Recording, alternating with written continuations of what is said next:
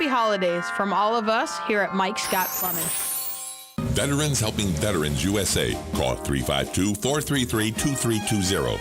We help veterans and their families with limited financial assistance, counseling, employment referrals, and a food and clothing bank. You can help in making a huge difference in the veterans' lives we serve by donating food, clothing, household items, or direct financial assistance. All donations are tax deductible.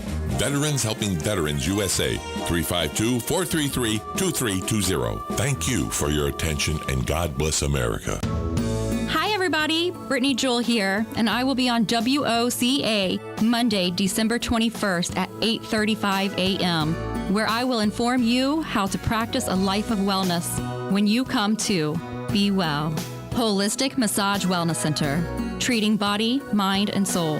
Again, live on the air on WOCA on Monday, December 21st at 8:35 a.m. See more, www.bewellholisticmassage.com. Now you did it. Are you completely insane? He's back. He, who must not be named, the man, the myth, the only guy in Ocala to eat his own weight in fried pickles. Twice. Now, you asked for it. Sorta. Live and in person, it's Tom Schmitz. Welcome back to Ocala Talks with Tom Schmitz on a chilly Friday morning. Hovering around the 40-degree mark here in Ocala. We're coming to you live from the palatial studios of WOCA Radio, just outside the food court entrance to the Paddock Mall in the Brick City Beautiful, Ocala, Florida. One of the things about Ocala that I think is a very unique situation is the horse fever. And when you think about horse fever, I'm talking about the horse statues that are painted in different themes that are located all around the city. This started in 2001. It has been 20 years since it started. The project gave birth to Marion Cultural Alliance, raised $800,000 to support the arts in our area. Well, there's another installment of it. I remember getting really fired up in 2011 about it. But there's been 2001, there was one, then there was Horse Fever in Motion in 2005, the 10th anniversary Horse Fever in 2011, and that featured 31 horses. This event this year will be held differently, because of COVID-19. But Thursday, the statues, all 6-foot-tall, milky white fiberglass horses, were at the center of attention for Horse Fever event in 20 years was finally kicking off. The fourth Horse Fever event in 20 years was finally kicking off. One of the event organizers referred to them as naked horses, but said they'll become masterpieces. They're going to be placed on display during most of March for the community to enjoy, and then the owners who already have bought them will designate where they will go to pasture. And you can see them all throughout the community. All over, and businesses that have a horse in their front yard or stuff like that. These were all bought as donations to the Marion Culture Alliance.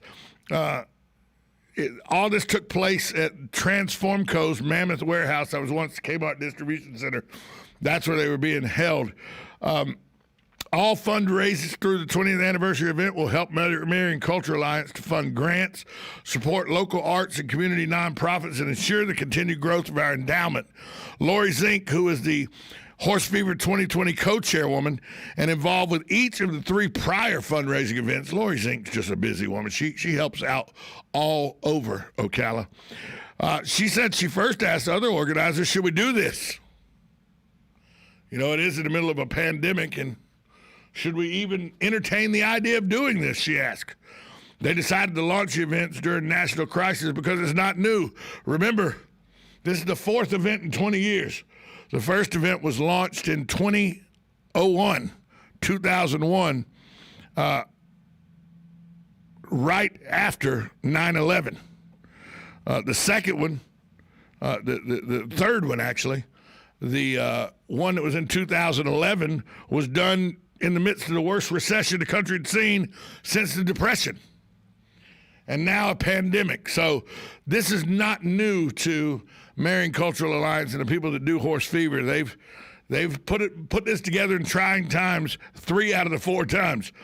The Horse Fever 2020 statues were purchased for $30,000 each, $30,000 donations. The patrons, some have chosen to remain anonymous, will decide where their horses permanently reside.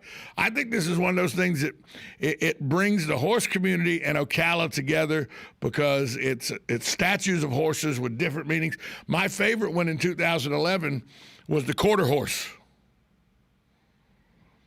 No, it wasn't painted like a quarter horse. It was actual quarter horse. It was on the square for a long time, and it was covered in state quarters until it had to be moved because some ne'er-do-wells were taking the quarters, pulling the quarters off there to keep it for the money. But there's numerous ones all around. There's one painted like with a tribute to America with the flags and everything. There's just numerous ones all around the city. And now there are going to be 15 more. The 4th event in 20 years for Horse Fever 2020. I'm looking forward to seeing what they look like. I know it's kind of, it's one of those things that you can't really wait to tell until it gets here, but I'm looking forward to seeing what they look like. I really am. So how often do you get up to Micanopy? I get up there quite a bit. I like Micanopy, the town of Micanopy, the quaintness of it, and the little shops. You can go into downtown, I say downtown. You can go into the town center of Micanopy, if there is such a thing, and all those little quaint, antique shops and tchotchke shops and ice cream and everything. There's just a lot to do in Micanopy, believe it or not, just up the road from us. Well, now the Alachua County government has approved, because they go everywhere, a Dollar General in Micanopy. They put these things everywhere. Despite opposition from Native Americans, environmentalists, and historic preservationists, the Alachua County Development Review Committee voted Thursday to give approval for a Dollar General store just outside the Micanopy city limits. Of course, the condition is developers engage with Micanopy on the architectural design, lighting, and orientation of the 9,000 square foot store. Adequate evidence of historical archaeological value for listing on the National Register of Historical Places was not found on the site by a state review. This according to County Planner Leslie McLeodon. So the county requires surveys and identification of archaeological sources if the properties are known to harbor or have a high probability of harboring resources of significance. After the assessment, the State Historic Preservation Officer determined the site did not meet eligibility requirements. Now, that doesn't mean that it won't be. They could start the excavation of the land there and come across some stuff 3-4 feet below the ground that puts a kibosh on all this. If there's some historically significant glassware or artifacts found to be underneath the soil. I remember one time in Ocala, they were repaving the roads in downtown. They dug them up to put new pavement down and everything, and lo and behold, they found some archaeological stuff. And Willett, why am I having a blank on his name? Willett Boyer, Dr. Willett Boyer went and excavated some of that area and found glass and china and porcelain that dated back to the turn of the century. So they had to excavate all that out before they could finish putting the paved road down. So if they do come across some archaeological finds, they will shut this down. But it looked like they also have not, there's not any threat to endangered wildlife such as gopher tortoises. So now the Micanopy Town Commissioner is against this. Even gave a presentation against the store. They said it will have adverse impacts on road, conservation, historical, and archaeological sites and the Florida Heritage Highway. It will produce increased traffic, bicycle, and pedestrian accidents, loss of wildlife, and the loss of rural aesthetics. I don't know that Dollar General will lose the loss of rural aesthetics. That's pretty much its mainstay, is being a rural store. If you drive out 40 in between Denellen and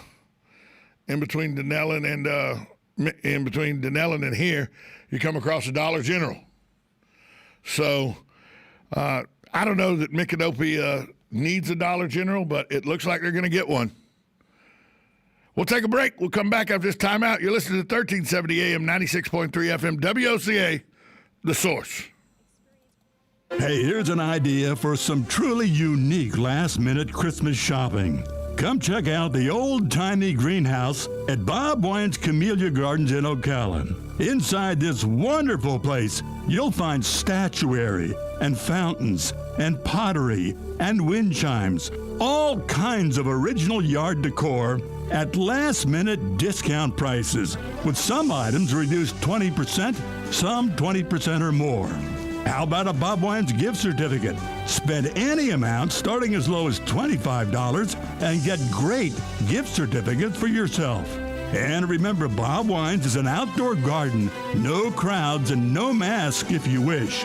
Come enjoy your friends at Bob Wine's Camellia Gardens on Southeast 38th Street in Ocala. They're open daily till 4, Saturdays till 3, in the same blooming holiday location since 1952. Gene Powell Pasture Mowing. Gene and Debbie thank you for another successful year and to wish you and yours a year ahead full of health, faith, and compassion. In addition to our pasture mowing, we also offer fence line spraying for weed control and rototilling for your winter gardens. We are family owned and operated, licensed and insured, and farm ready. Powell Gene, Gene at yahoo.com. 352-629-2440. Gene Powell Pasture Mowing. 352-629-2440. Gene is a proud United States veteran. Get it for less at the DIY Home Center outlet. Get top quality real wood cabinets the same or less than the big box stores are selling the cheap stuff. And that's not all. Drywall screws big box stores are $6.47 a pound. At DIY, only $4.99. Plus, DIY has the largest selection of mobile home parts and accessories anywhere. From carpet to doors, get the DIY supplies you need for less. The DIY Home Center outlet. We are your building material closeout store. 2191 Northwest 10th Street, just 2 miles east of I-75. I